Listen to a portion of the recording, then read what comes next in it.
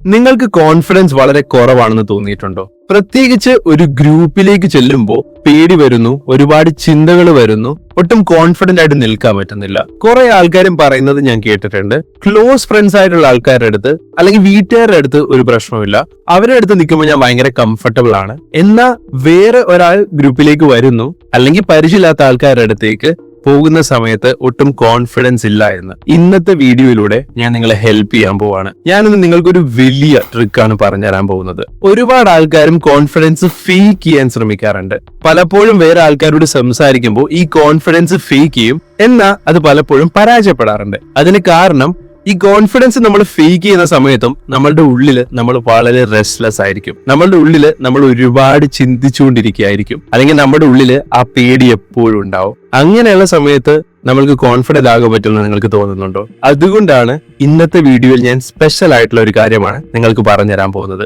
so നമ്മൾ ഈ